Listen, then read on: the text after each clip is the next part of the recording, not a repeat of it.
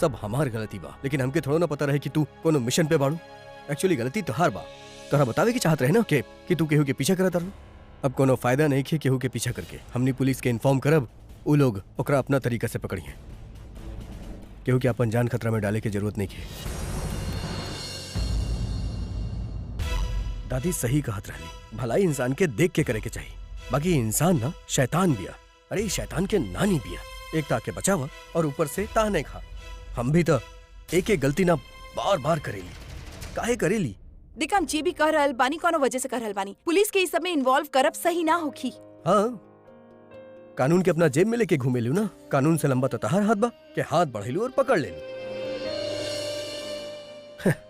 हम यही ला मना कर रहल बानी, काहे कि अगर पुलिस के इन्वॉल्व करब तो केहू के भी पूछताछ खातिर बुला सकेल पुलिस स्टेशन। दादी के भी, दासी के भी, आपके भी। बात सिर्फ पुलिस स्टेशन के ना, बात लोगन तक पहुंची, मीडिया तक पहुंची। सब आपके परिवार के बारे में गलत बात करी है। वरना हमके कोनो शौक ना कि हम रात भर सड़क पे क्रिमिनल्स के पीछा करी।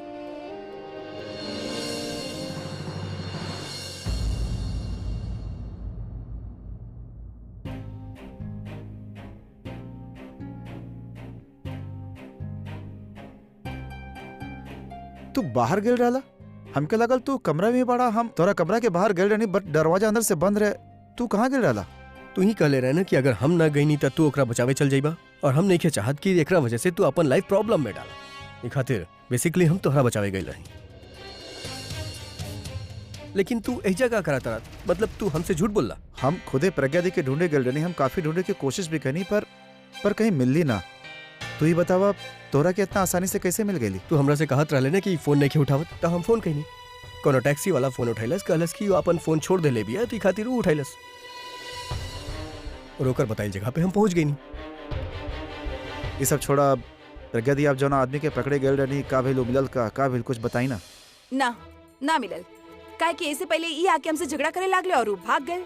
देखला कैसन लड़की भी आई, और तू हमके एकर जान बचावे खातिर कहत रहला। आप हमके बचावे ना, हमार काम बिगाड़ आयल रहला। अब हमके सब कुछ शुरू से शुरू करे पड़ी।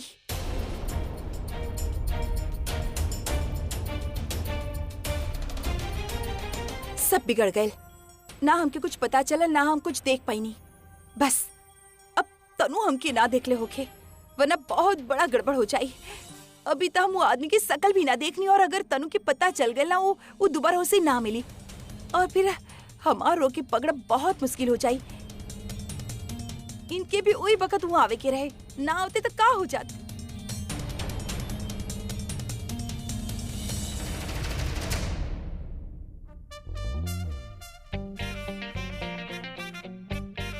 लगत बा अभी तक आइल नहीं के। गुड। रूम के दरवाजा अंदर से बंद कर लेत बानी, ताकि ना वो अंदर आ पाए, ना ओकर चेहरा हमके देखे के पड़े।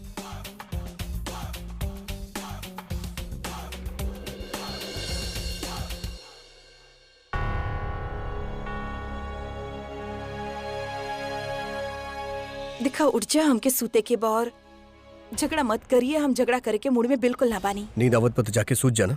हमके कहे डिस्टर्ब करा तारू? तू यहाँ पे एलू तो हमारा सर दुखल शुरू हो जाई। देखा, हम आपकी याद दिला दी कि ये बेड हमार है, और हमके एजा सूते क्या आदत है, कहीं और हमके नींद ना तारा आवे। नींद आवे ना आवे, अगर तू यहाँ और रुकलू तो हमके गुस्सा आ जाई। वैसे भी पूरा शाम खराब कर देले बाड़ू तू, कम से कम रात तक खराब मत करा। हम आपकी शाम खराब कहीं नहीं। जी भी बा, आपकी झगड़ा की वजह से हमार ऑलरेडी बहुत नुकसान हो चुकल बा। हम और झगड़ा ना करे चाहता नहीं, कहीं और ही जात पानी। ये मत सोचिया कि हम तोरा रोके वाला बानी। जात बाड़ू तो अपन सारा सामान लेके जाइए। हम नहीं चाहत कि कोनो सामान के बहाने तू रात के हमके डिस्टर्ब करा। और हाँ, दरवाजा बंद करके जाइए।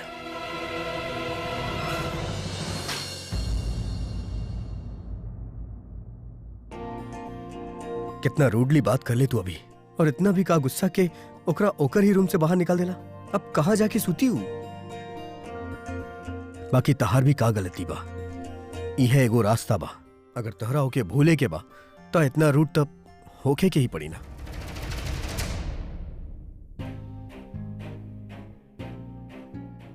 इंदु दादी ना बिया, आ जाओ अंदर। रचनाओं के अपन बच्चा के साथ उलझा के रखी बिया। हमके पता रहे ना कि तू आवे वाला बाड़ू, एही ला। आप दोनों के पता रहे कि हम यहाँ आवे वाला बानी कैसे? जो तरीके से अभी आपसे बात करते रहे, आपके ट्रीट करते रहे, उसे हमके लागल कि वो आपके कमरा से निकालने की कोशिश तो जरूर करी।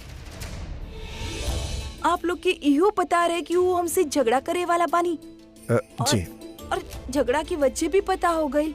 हमके पहले काहे ना बतावला? हम कब से वहाँ इतना परेशान रहनी कि पता ना अचानक का हो गइल जे इतना बदल गईले। हमके भी थोड़ा देर पहले ही बतावला। दी एक्चुअली अभी हमसे बात कर ले रहे बारे में जब हमने रेस्टोरेंट में रही और आप तनु के पीछे रहनी, आपके याद आप हमके फोन भी कर ले रहनी। दी हम चाहते रहनी उस समय आपके सब कुछ बता दी, बाकी आप अलग काम से गल रहनी। हम चाहत ना रहनी कि आप डिस्टर्ब होखी, और अभी जो बात बोलत रहे हो के सुन के आप बहुत डिस्टर्ब हो जाती, ऐसे हम आपके ना बताओनी। कौनो बात ना, अब तो हम आ गए बानी ना। का बात है?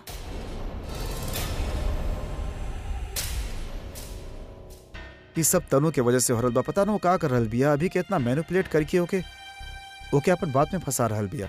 वो बेचार के कुछ समझ में ना आ रहल बा। वो फंस गइल बा एक तरीका से अपन फीलिंग्स और अपन ड्यूटी के बीच में। ड्यूटी? हाँ दी, अब ये तनु के बच्चा दी अभी के लागेला कि तनु के जन बच्चा बा वो ओकर बा। वो आपसे दूर जा रहल बा, अपन फीलिंग्स के छिपा रहल बा।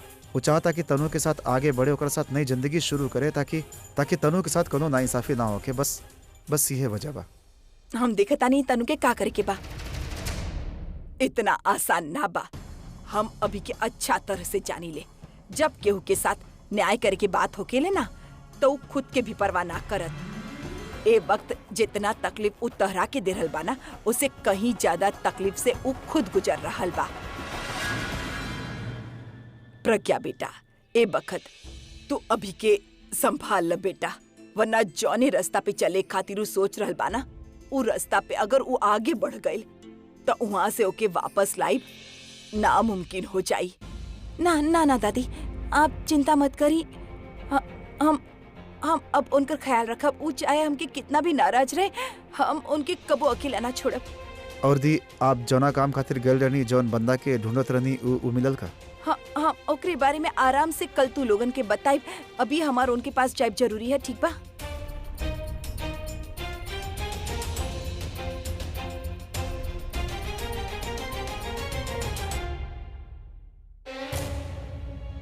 अभी वहाँ अचानक से कैसे पहुंच गए? वो तो जनरली मूवी के प्रमोशन में जाला ना। हो सकेला फौरन चेन चल गई होके। और वो तो अच्छा भइल कि हमके निखिल के साथ ना देखला, न तब पता ना कितना सवाल करत तू हमसे, और जवाब हमरे पास एक भी ना हो। बच गई ने। ई इतना रात में कहाँ से आ रहल बिया? मिताली, कहीं तू सही शख्स पे शक त ना करत रहलू? बस यही के पीछे लग जा, पूछ पकड़ लेकर जरूर तू सही मुजरिम तक पहुंच जाएगी।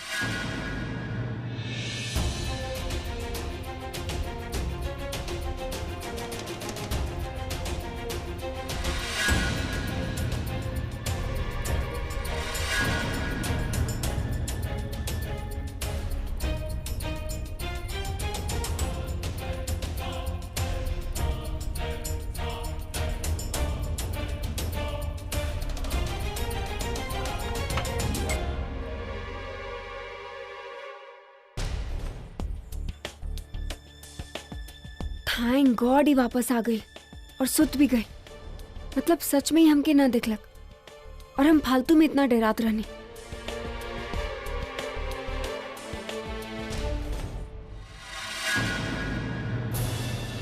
अभी सुते देत बानी, कल सुबह मिल ले।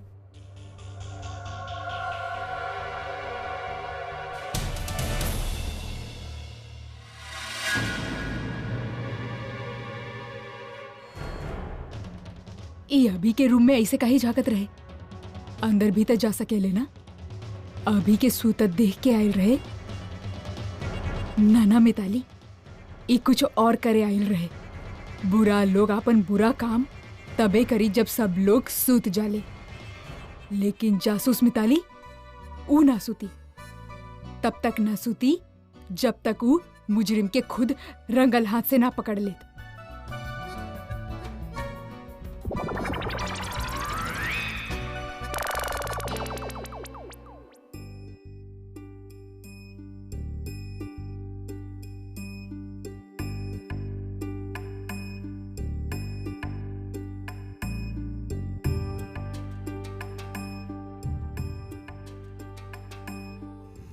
इस सच में कहूँ और जाके सूत गेल का अभी तक वापस ना आइल। बाकी हम कहा अपन दिमाग में इतना जोर डाला था नहीं। दूसर के फिक्र छोड़ और सोच जा चुप करके।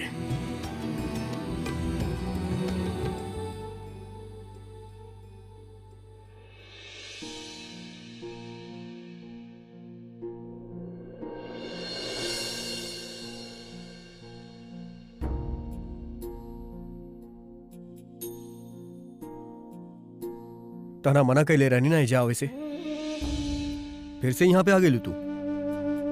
आप भी तो कह ले रहल कि आप सूते वाला पानी, लेकिन आप सूत ना रहल पानी। हमार याद रहल बा। काहे तू कोनो याद करे वाला चीज पढ़ू और जे भी तोरा के याद करी उ त बेचारा ऐसे ही मर जाई।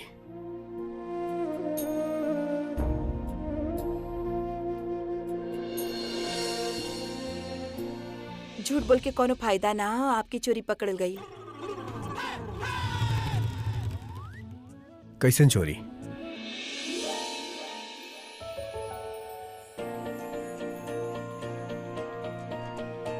वो यहाँ का करल बिया? आपके फूगी यानी कि हम।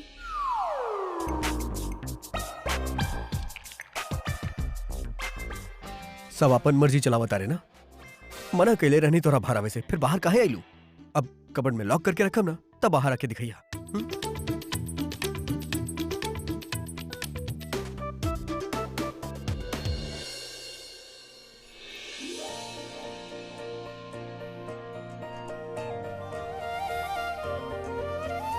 काहे करल बानी सब? अगर कोनो बात है तो हमसे शेयर करी ना। हम अब बिना वजह खुद की इतना तकलीफ काहे दे रहल बानी? जब तू हमरा के धोखा देले रहलू तब तो तोरा हमार इतना फिक्र ना भइल रहे।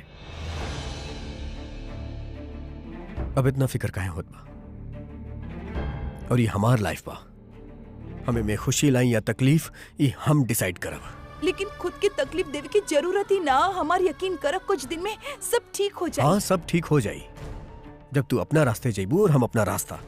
हम कैसे समझाइए आपके? आप जैसन जैसन सोच रहल बानी ना वैसन कुछ भी ना हो। लेकिन सच तई बाकी जैसन तू सोचता रू ना वैसन कुछ ना होखे वाला। Let me finish. हम अपन लाइफ से तोहार चैप्टर, अपन दिल से तोहार याद और अपन दिमाग से तोहार नाम हमेशा खातिर मिटावे चाहत बानी।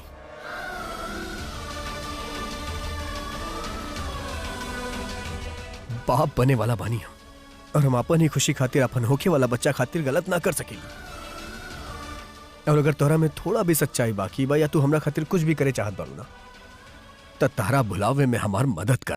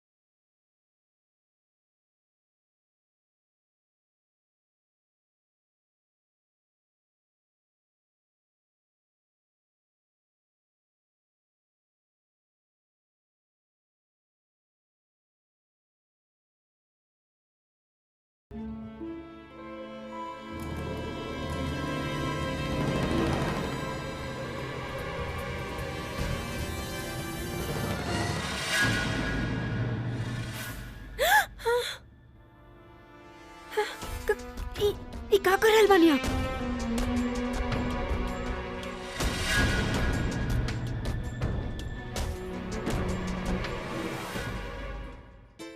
कहीं भूतनी तो ना बिया औरत के रूप में हमरे घर में रहत रहे।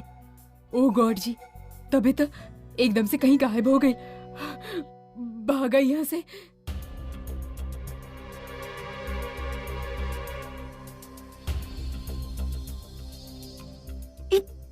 मिताली भाभी हमरा पीछा काहे कर रहल बानी? वो खुद के जासूस समझ रहल बिया। आलिया के जे साथ देले बना ओकरा खोजे के कोशिश कर रहल बिया। ओ माय गॉड, मतलब आपके शक तो तोहरा पे बा। हमरा पे? अब तो हम ई घर में खुलेआम घूम भी ना सकब, वरना बिना कुछ कैले पकड़ल जाई। वो सब छोड़ा, पहले ही बतावा कि कौन सा ऐसा जरूरी बात रहे जो करे खातिर तू हमरा कमरा में आयल रहलू है। ई जानला के बाद भी कि वहाँ पे मिताली मिल सकेले। हम हाँ भैया, वो प्रज्ञा हमरे पास आयल रहे, हमके डील ऑफर करेला। अगर तू हमके वो इंसान के नाम बता देत बाड़ू और हमके पता भी लागल कि तहारे में कोनो कनेक्शन बात, तबो हम तहार नाम कहीं कहीं ना आवे देब, तू सेफ रहबू। तो तू का बोल लू? हम का कहती, हमके कुछ समझ में ना आवत रहे कि हम का कहीं। यही लता हम आपके ढूंढत रहनी ताकि हम आपसे बात करी और आपसे सजेशन ली। तोहरा पास जरा सा भी दिमाग नहीं है। साफ साफ मना कर देवे के चाहते है कि तू केहू के भी ना जाने लू। कहा करूं का ना करूं, कंफ्यूज करके का जरूरत रहे। एक मिनट, कहीं तोहर दिमाग में ही तो नहीं है कि तू ओकरा हमारा नाम बता दे ताकि वो तरह के फ्री छोड़ दे। अगर यह करत हो कितना तो हम आपके पास काहे आई थी, या फिर वो निखिल के पास काहे जाती हम? वो का बोलस? उहे जे आप हमसे कहले। चला, केहू तो समझदार इंसान बात और आसपास जे तोहर दिमाग में सही बात डाल सके। एनीवेज, एगो बात के ख्याल रखिया, प्रज्ञा अंधेरे में तीर चला रहल बिया, ओकरा हमारे बारे में कुछ नहीं के पता। वो चाहती है कि हमनी के गलती करी ताकि पकड़ल जाए। यही से ओकरा से संभल के रहिया, और खास करके मिताली से संभल के रहिया। कहे कि एक बार प्रज्ञा से फंसबू तो हम बचा लेब, लेकिन मिताली के साथ फंसलू तो अब समझ ला बहुत मुश्किल हो जी। और कोनो भी गड़बड़ी कैलू तो हम हो जाने की ऐसे जौन करिए तो संभल के करिए।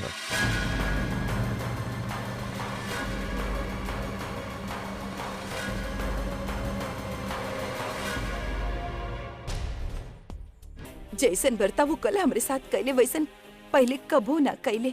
अगर ऐसे ही रहल तो वो बहुत जल्दी वो हमसे दूर चल जाई हैं। वो तनु की डेट तक दे देले, और अगर वो अपन जीत पे आ गईले तो वो तनु से शादी भी कर ली है। हमके बहुत जल्दी कुछ करे हो कि तनु की असलियत उनके सामने लावे हो की। पर दी आप इतना कुछ ऑलरेडी कर चुकल बानी, इतना चीज ट्राई कर चुकल बानी, और ही का कर सके नहीं हम। अब वो भी एगो रास्ता बा।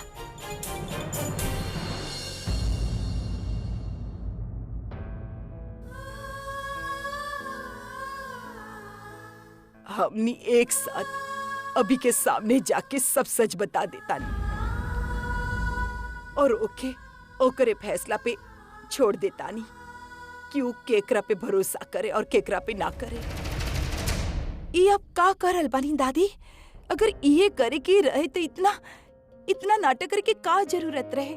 हमके अपन रूप बदलने की का जरूरत रहे? इनसे इनकर प्रॉपर्टी, इनकर पैसा छीने के का जरूरत रहे? वैसे भी दादी, अगर हमने वो वक्त इनसे ये सब बात कह देले होती तो शायद इन पे कुछ असर होता। अब तो बिल्कुल ना होगी। सबके सामने इनकर दुश्मन बन चुकल बानी हम। इनके ये लागी कि हम झूठ बोल रहल बानी, सिर्फ यही लगा काहे कि हम इनकर शादी तनु से ना करवावे चाहत बानी। दादी, अब जाने ली ना तनु कौनो तरीका से इनके कन्विंस कैली बिया। वो पूरा तरीका से ही माने कि वो बच्चा ए नहीं करे बा।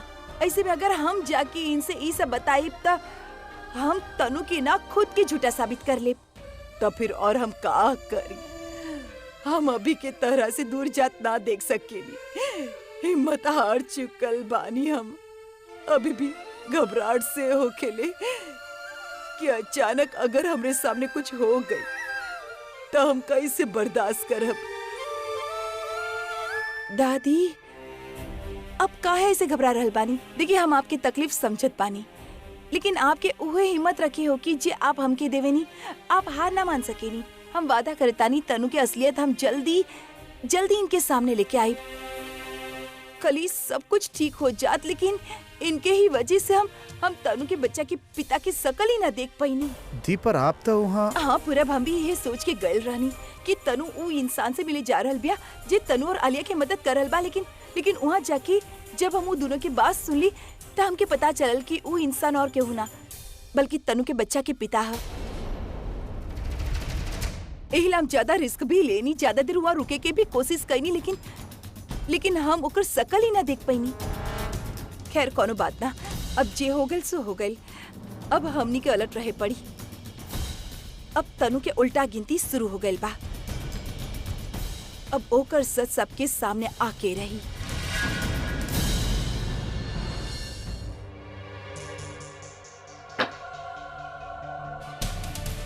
अंदर आवे से पहले नॉक न कर सकत रहलू। ये पूरा घर हमार है। यहाँ कहीं भी जाए खातिर हमके केहू के परमिशन की जरूरत ना है। अच्छा बहाना है, खुद के घर बता के केहू के भी जासूसी करे के। तहार जासूसी करके हम तहरा के कोनो ज्यादा इम्पोर्टेंस ना देवे चाहत बानी। वैसे भी तहरे बारे में सब कुछ तो जाने ली हम। का मतलब है तहार? मतलब ई बा कि तू अपन असली चेहरा हमसे छिपा न सकेलू। देख, अगर तू फिर से ही बकवास करे आयल बाड़ू हम तनु, अगर तू हमार कोनो भी बात की बकवास समझबू ना, नुकसान तहरे ही होगी। खैर हम तरह से तार जवाब पूछे आयल बानी। कौन बारे में? इतना जल्दी भुला गईलू? कोनो बात ना, हम याद दिला देतानी। कल हम तरह की एगो ऑफर दे ले रहनी, वो बारे में सोचे के कहा। हम कोनो ऐसा इंसान के जानत ना बानी जे के तू ढूंढ रहल बाड़ू। और रहल बात हमार दोस्त के, तो हम सोच भी ना सके कि हमार होखे वाला पति के बर्बाद करे चाहत रहे। अगर हमके पहले पता होगा तो हम उसे दोस्ती रखती ही ना। उतरे तरह ही तो निकले। तू तो खुदे अभी के बर्बाद कर ले बाड़ू, फिर तरह की का फर्क पड़ेला कि अभी के बर्बाद करे चाहत बा? फर्क पड़ेला काहे कि जे इनके बर्बाद करके कोशिश कर रहल बा उही की वजह से बुलबुल के जान गल बिया, और ओके पकड़ब हमरा ला बहुत जरूरी है। मतलब हमार डाउट सही निकलल। तू दोनों बहन मिलल रहलो और दोनों मिलके सबके बेवकूफ बनौलो। देखा, तू वहाँ बैठ के जे सोचे चाहत बाड़ू सोच सकेलू, पर ई याद रखिया कि अगर तू हमार मदद ना कैलू ना तो हमसे कोनो तरह के मदद के उम्मीद मत रखिया। मजाक कर रहल बाड़ू? मजाक तो तहार बानी। शायद तू ध्यान ना देलू या तरह के पता ना बिया, या तू भूल गइल बाड़ू कि हमार इनसे ऑफिशियली डिवोर्स भइल ना बा। देखा, वो दिन जोनो पेपर्स पे ई साइन कर ले रहले, वो डिवोर्स पेपर्स ना प्रॉपर्टी पेपर्स रहल।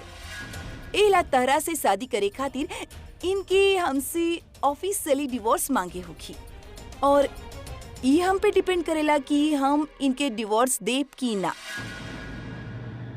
मदद की जरूरत तरह के पड़ी ही।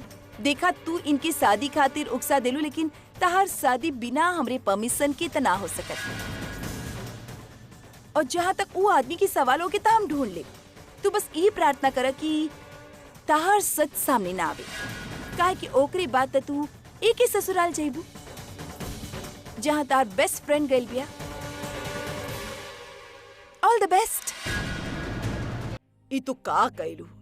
झूठ काहे बोललू कि तहार और अभी के तलाक ना भइल? खाम का बैठे बिठाए सर पे और मुसीबत खड़ा कर लेलू। ऐसे पता बा का होगी? तनु अभी के बताई, अभी तहरे पीछे पड़ जाई और तरह के बार बार तलाक देवेला मजबूर करियो।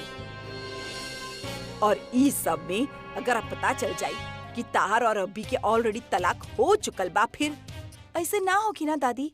काहे कि इनके वाकई लागता कि प्रॉपर्टी पेपर्स पे सिग्नेचर कैले रहले, डिवोर्स पेपर पे ना। और का होगी अगर ई हमसे डिवोर्स पेपर पे सिग्नेचर मांगत भी बानी तो हम कौन से माने वाला बानी? हम ना करब साइन। लेकिन तनु से ई सब का बहुत जरूरी रहे, और हम सच कर रहल बानी दादी। तनु जितना परेशान होगी ना हमनी ला उतनी अच्छा बा। लास्ट टाइम हम ओके वो ऑफर देनी, वो परेशान हो गई और तुरंत वो आदमी से मिले चल गई। अब जब वो अपन शादी के खतरा में देखी, वो जरूर अपन बच्चा के पिता से मिले जाई और एक बार हमनी के अलर्ट रहे होगी ताकि हमनी के पता चल सके कि वो बा के। ओ सब ठीक बा, पर एक बात हमरे समझ में ना रहल, तू बार बार ओकर पीछा करेला काहे सोच रहल बाड़ू? तू ई काहे ना सोच तू कि तनु कोनो तरह घर पे ही उससे मिले। ऐसे का होगी कि खतरा कम होगी और ओके पकड़े के मौका ज्यादा मिले। दादी हम भी ऐसा सोच ले रहनी, लेकिन ई तबे पॉसिबल है अगर हमनी जानत हो कि वो इंसान बा के। अभी तक ये एगो रास्ता बा कि हम कोशिश करी कि तनु से मिले के कोशिश करे और हमनी तनु के पीछा करी। लास्ट टाइम जब तनु से मिलत रहे था हमके ना पता रहे कि वो से मिले वाला बिया, लेकिन ई बार तो हम सब कुछ जानत बानी। एहिला हमार प्लानिंग भी वही तरीका से होगी। ठीक बा, हम तहर बात मान लेता नहीं, लेकिन एक बार तू अकेले ना जाइबू, या तो रोनी या तब फिर पूरब होखी और ये हमार हुक्म है। आगे बात खत्म। ठीक बा, आप जैसन बोली है वैसन ही होखी। ठीक बा।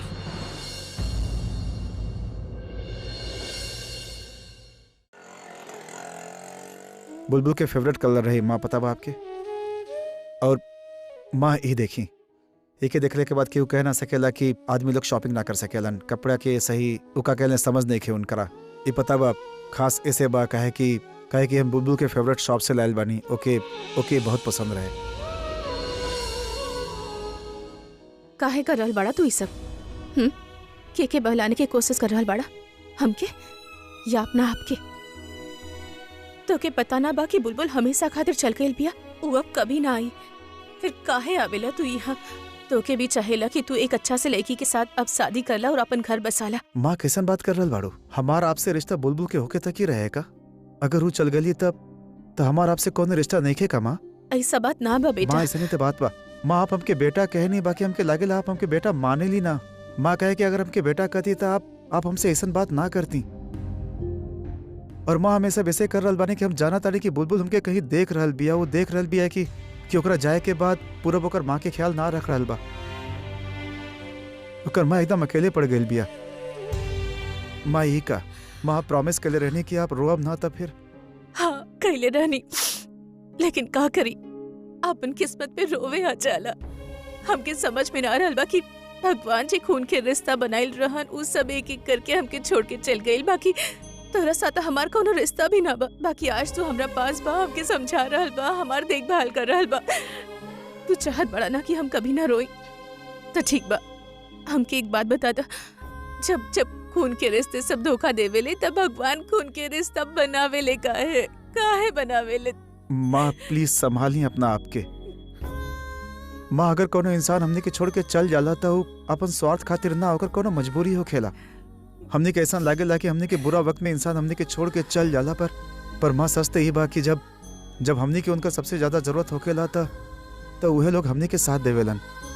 माँ हम जाना ताने कि आप ये सब काहे पूछ रहल बानी, काहे कि प्रज्ञा दी ना मतलब प्रज्ञा के तू ए घर में कौनो रिश्ता ना है हमारो ओकरा साथ। हमार खातिर मर चुकल बिया और तोके का लागत बा हम प्रज्ञा खातिर रो रहल बानी?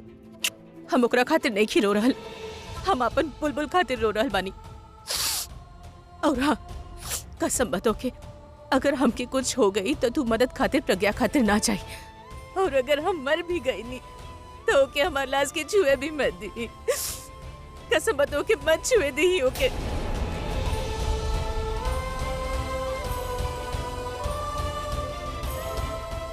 बहन जी आपके लिए चाय बनवले रहनी।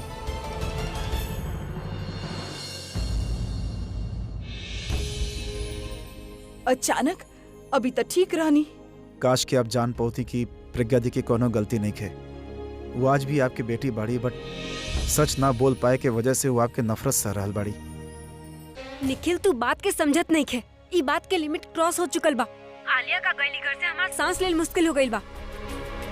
तो के पता बा हम प्रज्ञा के उहे कहनी जे तू हमसे कहला कहे खातिर। वो ऐसन बात कह देलक हमरा से कि हमार बोलती ही बंद हो गई। का ऐसन का बोल देलसी हो? वो हमके धमकी देलक कि अगर हम ओकर हेल्प ना कइनी तब तो ना तो हमार अभी से शादी होके दी और ना ओके डिवोर्स दी। डिवोर्स ना दी तो का मतलब बा? हमरा लगल कि दोनों डिवोर्स पेपर पे साइन कर देले रहले। ना डिवोर्स पेपर पे साइन ना कइलक। वो झूठ बोल के प्रॉपर्टी पेपर पे साइन ले लेलक। लेकिन हमके सच में बहुत डर लग रहल बा। कहीं सच में प्रज्ञा हमार अभी से शादी ना रुकवा देवे। हम का करी कुछ समझ में ना आ रहा। मन तक कर रहल बा कि प्रज्ञा के गला दबा दी। रिलैक्स कर। तो गुस्सा में काम के और बिगाड़ देबू। गहरा सांस ला, कुछ ना कुछ रास्ता निकाली लेबा। रिलैक्स। मिल गई रास्ता। हम अभी के डिवोर्स के बाद बता देता नहीं और इहो बता देता नहीं कि प्रज्ञा हमारा और हमार बच्चा के साथ ही का गेम खेल रहल बिया। तनु इतना टेंशन मत ला, बच्चा पे असर पड़े। और ये मत भूला कि ये सब जो हम कुछ कर रहल बानी ना पैसा खातिर कर रहल बानी। लेकिन पैसा के वजह से अगर हमने के बच्चा पे कोनो भी असर पड़ल था, you know I won't like it. नुकसान तो हम प्रज्ञा के पहुंचावल चाहत बानी, लेकिन फिलहाल मजबूर बानी हम। पता ना केकर का करे से केकरा पे बम फूटी। हम यू नो व्हाट, हमके ई वक्त तरह से भी बात करे में डर लगत बा। हम फोन रख रहल बानी। Take care. बाय। आप यहाँ का कर रहल बानी? तू केकरा से बात करत रहलू? ओ, तो आप चोरी छुपे हमार बात सुनत रहनी? उ त हम तारा से कहनी, ई हमार सवाल के जवाब ना भई। हमके सिर्फ इतना बताई कि तू केकरा से बात करत रहलू। आप अपन काम से काम रखी। दूसरा के काम से काम रखब ही हमार काम है, और जब वो काम में प्रज्ञा के नाम जुड़ जाला ना, तो वो काम हमरा ला बहुत इम्पोर्टेंट हो जाला, बहुत जरूरी।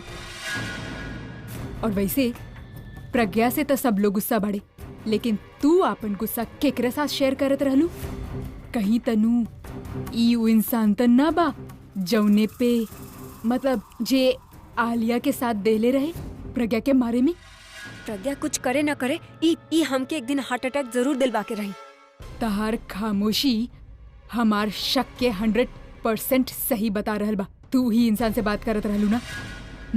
आप हमरा पे शक कर सकेनी, लेकिन हक से सवाल ना पूछ सकेनी। और अगर इतना ही जासूसी करे के बाना, इतना ही सवाल पूछे के बाना, तो नेक्स्ट टाइम अभी के आपके सामने खड़ा कर दे, फिर देखत बानी कि आपके जासूसी कितना आगे जात बा। नाउ प्लीज एक्सक्यूज मी, हमरा पास और भी बहुत सारा काम बा। चोरी, ऊपर से सीना चोरी। तनु के बच्ची, अब तू हमरे रडार में आ गई बड़ो। अब तू हमसे बच ना सकेलू। जासूस मिताली, आपन काम में लग जाओ।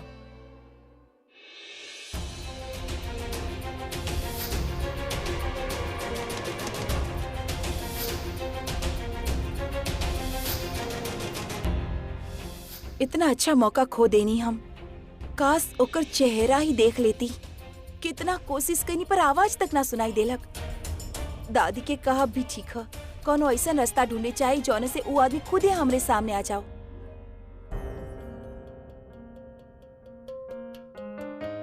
तारा थोड़ी भी हमार फिक्र बता प्लीज।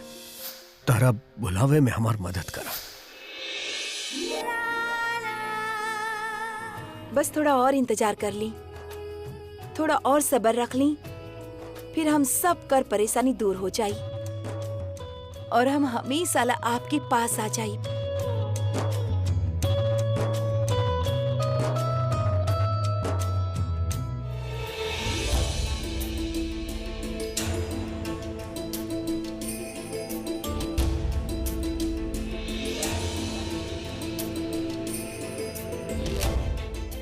इका करत तारू तू? धूल साफ करल बानी। धूल फोटो पे ना, तोहार आंख पे जमल बा।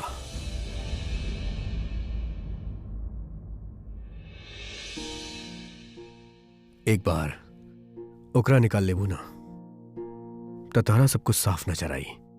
और वैसे कुछ चीज पे धूल के जमल अच्छा हो खेला, जैसे कि याद। वक्त के साथ ओकरा भी धुंधला हो जाए के चाहिए। आपके याद के बारे में आप डिसाइड कर सकेले। आपके हमें अपन जिंदगी में रखे के बा कि भूल जाए के बा, लेकिन हमार याद पे हमार हक है। आपके भूल जाए के बा, अपन दिल में जिंदा रखे के बा, ये फैसला हम करब। मिताली, तारा के उस शख्स के ना, उ बहरूपिया के जल्दी से जल्दी पता लगावे होखी। आखिर में कैसे करबू तू? केहू ना केहू के मदद लेवे पड़ी ना तारा के कर, लेकिन के का हो गइल बा प्रज्ञा दी के? आजकल या तो गुस्सा या फिर टेंशन। हमरा कोनो कामे ना करे देवेली। कुछ हमरा करे के देती तब हम उनकर हेल्प करती ना, और पता कर लेती कि आखिर उनकर मन में चल का रहल बा।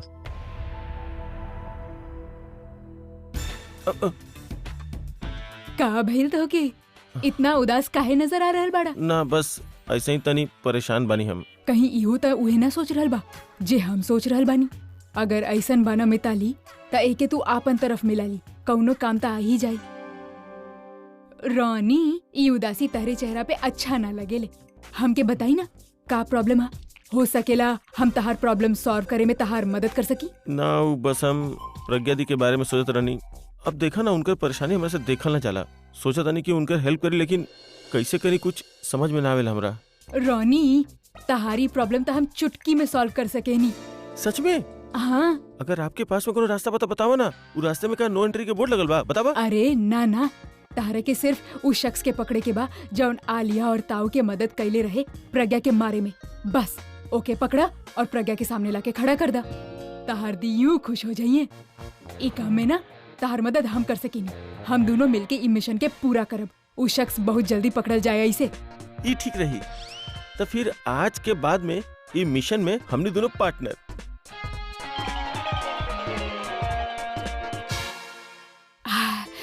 लेकिन एक बात याद रखिया, ई बहुत एक खुफिया मिशन होगी। केहू के भी एकरे बारे में कानो कान खबर ना होके चाहिए।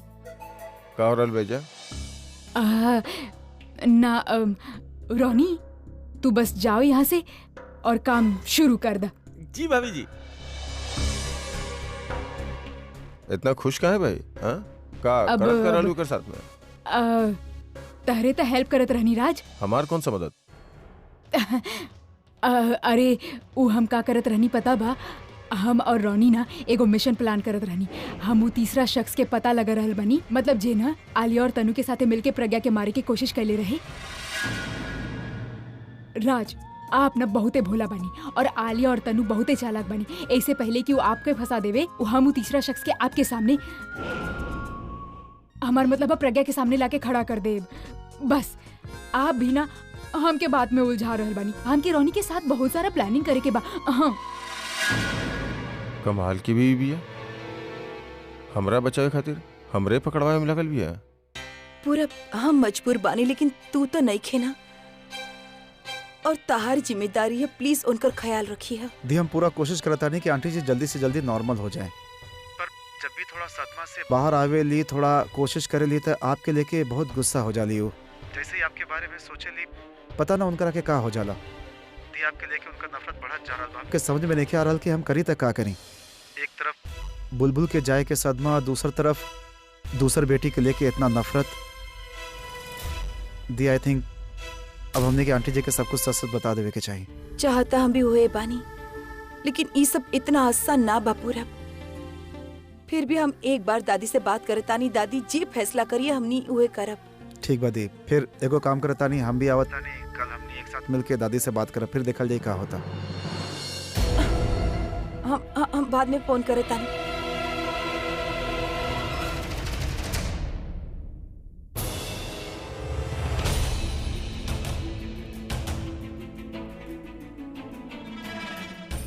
ए तरह हमके खींच के काहे ले आइला? इरादा तना बदल देला? हमके भुलावे के जगह याद तना करे लगला? बकवास करे ना, एगो रिक्वेस्ट करे आइल बानी। रिक्वेस्ट? की बात चाहे तोरा खातिर इतना इम्पोर्टेंट नहीं खे, लेकिन हमरा खातिर बहुत इम्पोर्टेंट बा। याद बा कल जब गाड़ी में हम तोरा पुलिस के इन्वॉल्व करे खातिर कहले रानी, तब तू हमरा से एगो बात कहले रहलू। हम एला मना करल बानी, काहे कि अगर हम पुलिस के इन्वॉल्व करब तो वो केहू के भी पूछताछ ला बुला सकेले पुलिस स्टेशन। दादी के भी, दासी के भी, आपके भी। बस सिर्फ पुलिस स्टेशन की ना, बात लोगों तक पहुंची, मीडिया तक पहुंची। सब आपके परिवार के बारे में गलत बात करी हैं, वरना हमके कोनो शौक ना कि हम रात भर सड़क पे क्रिमिनल के पीछा करी। हाँ तारा वाकई हमार फैमिली की फिक्र बा? हाँ। सिर्फ बोल के ना, प्रूफ करके दिखावा। कैसे? हमार सारा पैसा, हमार प्रॉपर्टी, ओकर बराबर हिस्सा करके हमार फैमिली में बांटता। एक हिस्सा तू अपना पास भी रखा। हमके कुछ ना चाहे, हमार भी हिस्सा तू अपना पास रखला, लेकिन प्लीज हमरा खातिर काम करता। काहे कि हमरा से बहुत बर्दाश्त नहीं किया होता। जेकरा देखत बानी सब हमार पैसा के पीछे पड़ल बा। हम और हमार परिवार जौन कुछ भी खोइल, पैसा के वजह से ही खोले बानी। आज अगर बुलबुल ही दुनिया में नहीं खे, तो यह वजह से काहे कि केहू के बुरा नजर हमार पैसा पे रहे। आलिया जेल में बाड़ी काहे के ओकर भी बुरा नजर पैसा पे रहे। और तू भी बदल गईलू तो सिर्फ पैसा के ही खातिर ना। हमके लागल रहे कि पैसा से हम सब कुछ पाले, लेकिन हम सिर्फ खोले बानी। हमरा में और हिम्मत नहीं किया और कुछ खोए की।